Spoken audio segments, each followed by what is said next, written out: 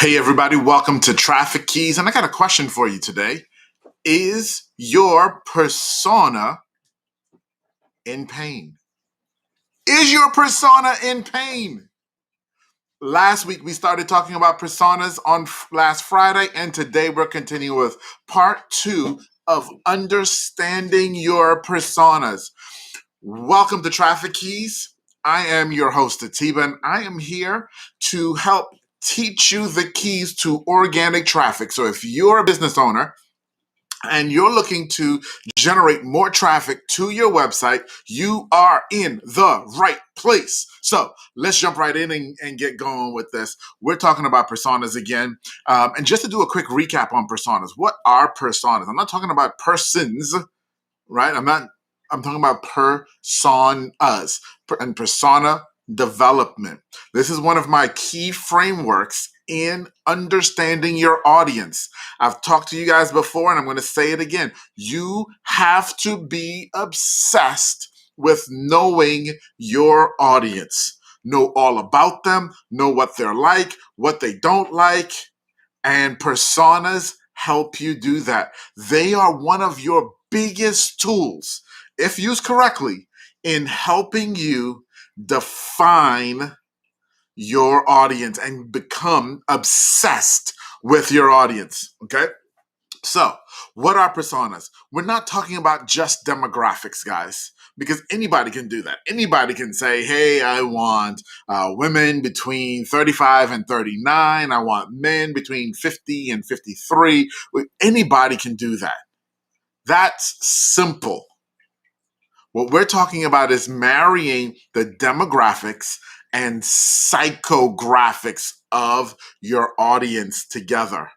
Understanding not only their demographics, but also how they think and how they feel and what moves them to action.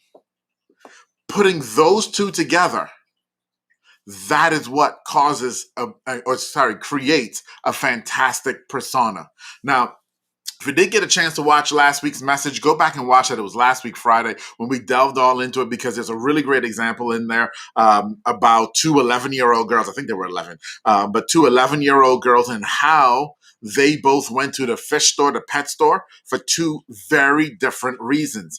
And the key here, guys, is when you're defining your personas, the purpose of doing this is to learn to communicate to your audience, to communicate where they are and what they need to hear. So that's what we're going to talk about today, because what we're going to be communicating with them on first is their pain.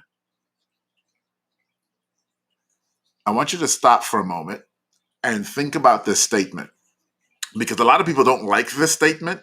And if you stop and think about it, you'll realize it's true. Nobody buys your product unless they're in some sort of pain that they're trying to get out of. Now, your product may bring pleasure, and that's a good thing. But that pleasure is because they were in some pain before. Nobody pulls into a fast food restaurant because they're full. They pull in because they're hungry. Nobody goes to an accountant to do their taxes and get their taxes done just because they think it's cool. They do that because they don't know what they're doing and they don't want to get in trouble with the IRS. There is some type of pain that your customer is in, and there is some type of pain that you solve for your customer. Now, here's the beauty, and this is where we get into with personas. Each of your personas in your business may want your product and service to satisfy a different pain. They may not all be in the same pain. For example, I may go to an accountant and choose this account and go over here because last year I paid way too much in taxes and I don't want to do that again. Somebody else may go to an accountant because they try to do their taxes and then they got audited and they got in trouble. And so now they're going to a professional because they don't know what they're doing. So on and so forth. But both of those people are going to the same accountant. And the accountant is providing the same service. But they are solving different pain points for that customer. And that's the thing that you have to become crystal clear on, are what are the different potential pain points you can solve for your customer. Now, the point of personas is that you cannot solve problems for every single person. You're defining who your ideal customers are. And there may be 2 or 3 different types of ideal customers. Okay. So that accountant, he may or she may get the client who was burned by the IRS because they did their taxes wrong before, but that may not be who they actually want to serve. And that's okay. That's okay. They may still buy, but they may not be their ideal customer. The point of personas is we're defining your ideal customer. So that thought that you're having about, oh my gosh, my problem can solve, or my solution can solve so many different problems, I need you to stop that thought for a moment. Because our point and our goal here is to focus in on the 1 or 2, maybe 3 problems that your ideal customer may have that you are solving. Any more than 3, and you're really screwing it up. I'm just being blunt with you. Okay, you're doing too much. You need to stop. Really and truly, if you can keep it to 1 or 2, you're going to be golden, because then you can talk to people directly where they are. So now you're probably asking, okay, so problems. How do I figure out the problem, the pain that they're in, and so on and so forth? And here's what I'm going to share with you guys. And I'm going to dive into this. We may not cover it all today, and we may come back next week Friday and pick it up and cover some more. But there are 3. There are 3 types of pain every single human is in. Okay? And this is 3 types of pain that they're in when they show up to you, when they show up to buy any product or service. 3. The first one, they're having an external pain or an external problem. The second one is an internal pain or an internal problem. And then the third is a philosophical pain or problem. Now, what does all of that mean? Let me give you the very high level here on each one of those. The external pain or problem that someone is in is typically what they say out of their mouth when they show up to you. I need a this. I need a that. I have a problem with this. I have a problem with that. That's their external problem, the thing they say out of their mouth, their external problem. Most of us have gotten good at trying to solve people's external problems. You said this was your problem, and then I try to solve it, but then you still weren't happy, right? We see this even in relationships, guys, right? In marriages. Right? Someone said, my problem is this. This is my problem. And you try to solve what they said. And you try to solve what they said with your solution, and they're still not happy. And you're wondering, well, but my solution is perfect for your external problem that you presented me. And then if you dig a little bit deeper, then you find out there's another problem that's going on. And let me ask you, have you ever said this? Drop it in the chat if you've ever said this. If you had just told me that up front, I could have dealt with that issue. Yeah, we all have. Whether in sales or relationships, we all have. And that, my friends, is the internal problem. The internal problem is a thing that's really going on the inside that usually we don't communicate very well, if at all. Sometimes, get this, we don't even know what's going on. We don't even know we're having that internal problem. But internal problems are where you make your money. Because no one buys a solution that solves their external problem. They buy solutions that solve their internal problem. So if you've only been spending time hearing what people said and trying to fix or use your solution to solve that problem that they said and feel frustrated because they're still not buying and or they're still not happy, that's because you're trying to solve external problems. You solve someone's internal problem, they'll love you for life. They'll be a customer for life because that's what we're all looking for. And you've heard it. You've had those conversations with customers, I'm sure. Or you may have even been on the other side where you felt like, where someone said to you, oh, wow, you were like, it was like you were in my head. You knew exactly what I wanted. You gave me exactly what I was looking for. That's the internal problem that you solve.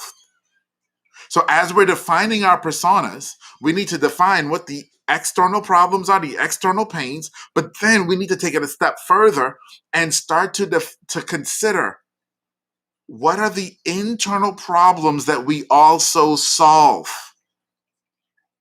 What are the internal problems that we address with this solution that we're bringing to the market?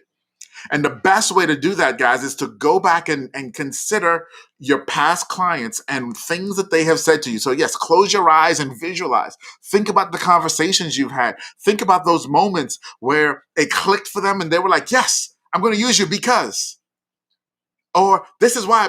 And that is the moment that you're looking for where they start to express what their internal problem was that they had that you have just solved. Because once you solve their internal, they're guaranteed to buy. Guaranteed. It doesn't even matter if you're more expensive. Does not matter if you are more expensive. They're guaranteed to buy if you solve their internal problem because everyone else is only trying to solve their external problem. Okay? Now, the last category is the philosophical problems or the philosophical pain. The philosophical problem is okay.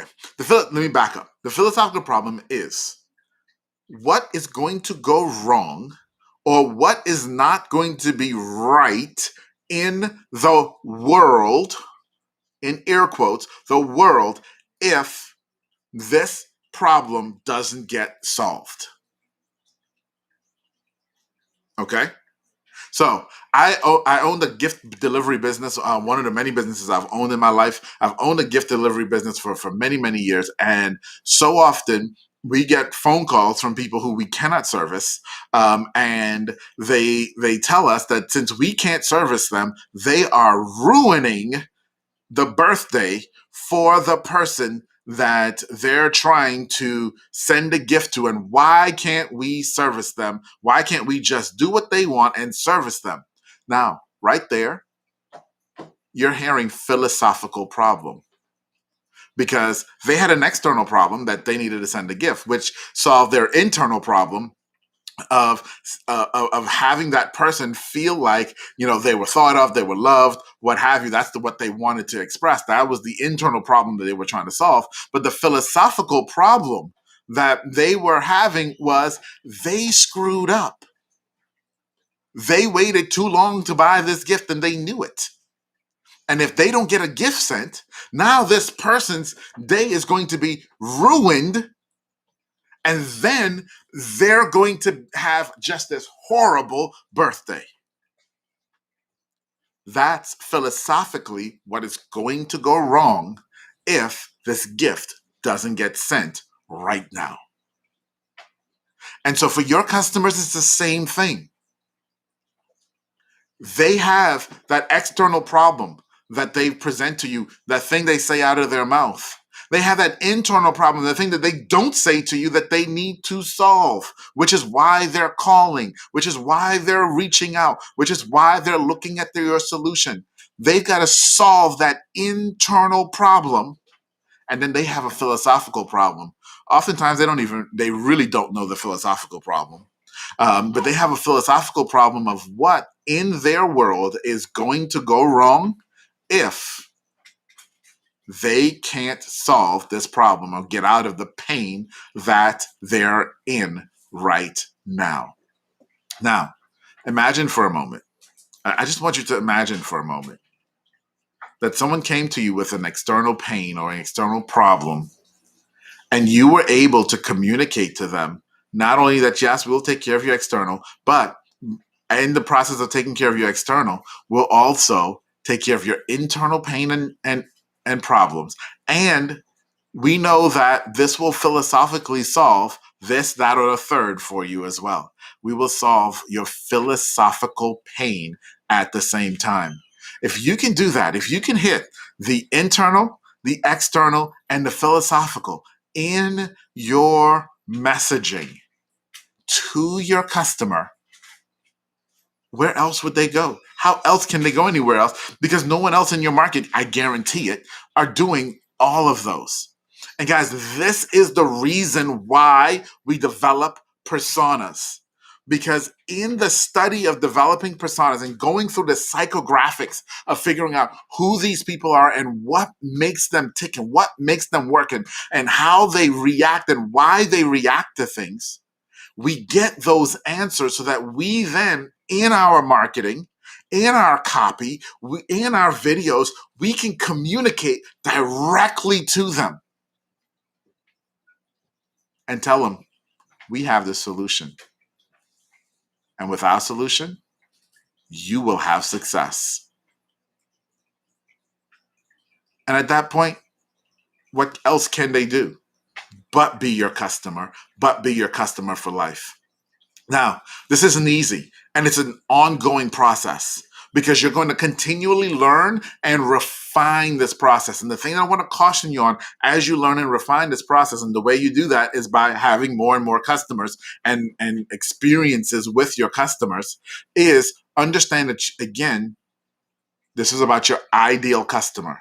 So if you have a customer and they're not your ideal customer, it doesn't matter what you learn from them. It doesn't belong in your persona because they're not your ideal customer.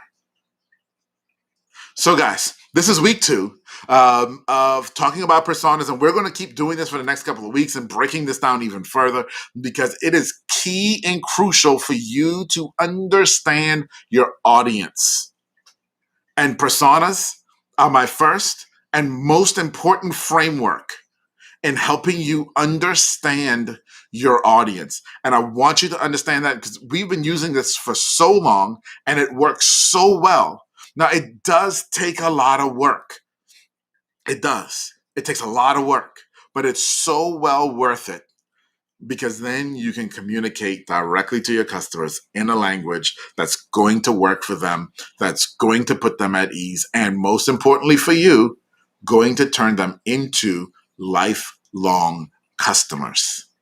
So guys, I'm Atiba. This has been Traffic Keys. If you missed any of our past videos, please check them out. You can go to our to Traffic Keys on Facebook. We have a Facebook page, a Facebook group, or you can check us out on YouTube at Traffic Keys. Just search Traffic Keys in YouTube. You'll get all the videos there too. If you have any questions, any thoughts on defining the pain for your customer, please leave me a comment. Love to hear from you guys. Love to answer your questions. I will see you guys tomorrow.